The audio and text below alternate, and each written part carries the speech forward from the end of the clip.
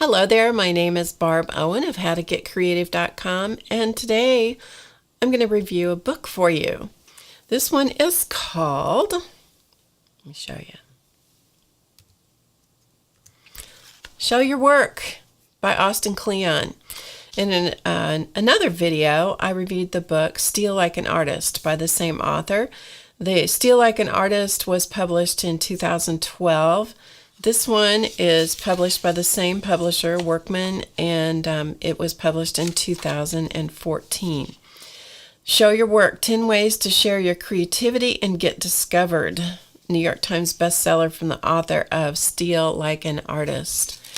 And he tells you on the back cover, and by the way, this is shaped exactly the same and the same size as Steal Like an Artist, which don't you love a collection? I mean, if you got Steal Like an Artist, you might as well have this one. Show Your Work. And so on the back cover, he tells you right there all the 10 things. So they're right there for you. But of course you want to read the book because you want to see how he elaborates on each of the 10 points. So we're going to look through here. The cost of this in the United States is about $12.95, which I think for what you get from this little book, I think that's a huge value. So when you start looking, the font is the same as in the other books. It's laid out the same way, but the content is it's different. This is Creativity is Not a Talent, It's a Way of Operating by John Cleese. He has the quotes throughout the book and you know, things that make you stop and think. Not only his words, but the words of others.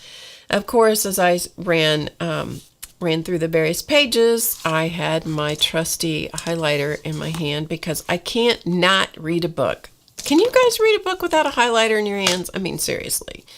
One of the reasons I have to have printed books is because I got to do that. I'm a hands-on reader, so I got to have the highlighter and the pen. You know, I can't talk without my hands. Can you see? And so I've got to have those tools at my disposal because then when I go back, I can scan through the book and go, oh yeah, those are the high points of that chapter or whatever. You know, for example, in this one, this was on page 1. Be so good they can't ignore you. If you just focus on getting really good, Martin says, people will come to you. They'll find you. So I think that was a great point.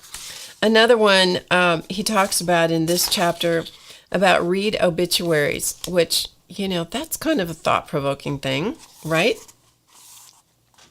But it is interesting to read obituaries sometimes at people you don't know and find out what their life was all about.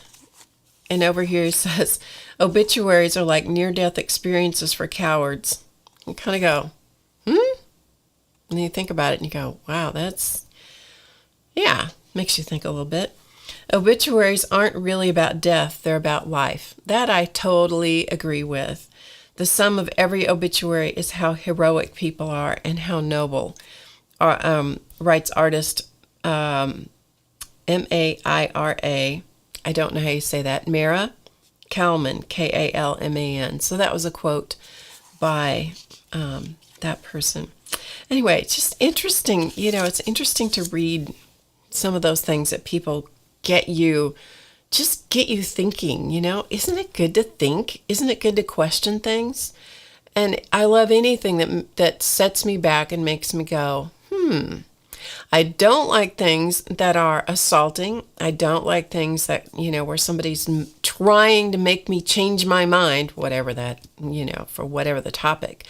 But I like things that are thought-provoking, and I think that's one of the things that really attracted me to this book. A couple of other points he said in here, you have to make stuff, said journalist David Carr when he was asked if he had any advice for students. So you can see there's lots of things throughout the book that are quotes from other people. And then Austen's notes and you know, as he expounds on the various ideas. One of the things he says here is become a documentarian of what you do. Start a work journal, write your thoughts down in a notebook, or speak them into an audio recorder and keep a scrapbook. So I think that's really valuable advice too. If you knew how many journals I had, if I stacked all of my written journals up on this table, it would be probably at least a foot or 18 inches tall, just the stack of journals. And those are just the written ones. That doesn't count the art journals and all the scrapbook type things that I have as well, so I've been doing that for a long time. And also, always keep a pretty bookmark in your books, always do that. This is one of the best ones of the whole book. Don't quit your show. So basically, just don't quit. Keep going. When it gets hard and it gets tough, don't quit. Just don't give up. When you get discouraged, don't quit. Sometimes you just need to put something like this, make it out on a big, I'm big with using Post-it notes or sticky notes. I'll do things like that. And again, if you could see my computer, you would see all the sticky notes that are around on it. I put them on my computer. I put them on my mirror. I put them different places, something that I'm thinking about or wanting to remember or I'm working on, some kind of concept in my head. This is worthy of putting on a sticky note and sticking it someplace where you're going to see it. Don't quit your show. And this is another one that I think is really appropriate, especially for creative people. Start over, begin again. Just do it again. Just don't worry about it. Don't worry about it. Just do it. Whenever Picasso learned how to do something, he abandoned it. That was by Milton Glaser. And I find sometimes that I do that too, that sometimes after a certain period of time, I've learned something, I've felt accomplished with it, and then I just go to the next thing and I begin something new, right? So anyway, those are just some of the highlights of this book.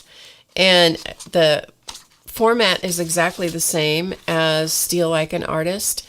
And this is another, I haven't read the whole book. I've only read about a third of it, so maybe a third of the book.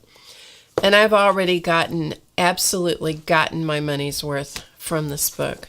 So again, I highly recommend Austin's work. I'm so glad that a fellow artist shared this with me. His name is Ian Cody, and he is a fantastic illustrator. It has his very, very unique style. You can check him out on Instagram and Facebook and so forth. It's Ian Cody, C-O-D-Y. But he's the one that I'd heard of Austin Kleon before, but Ian's the one that really drove that home for me. And so I cannot thank him enough. And I can't thank Austin enough for making me think. And I encourage you as well.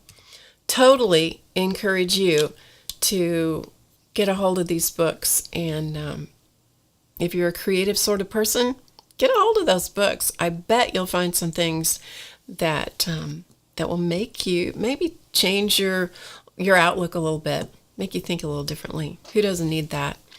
So again, I'm Barb Owen of HowToGetCreative.com. Please come over to the website. Check us out. We have tons of creative arts videos over there. We'd love to have you come over and see what we're doing.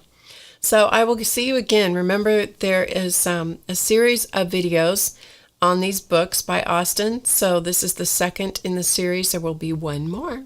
So I'll see you soon. Thanks for watching. Remember to get creative today because it's easy. See you next time.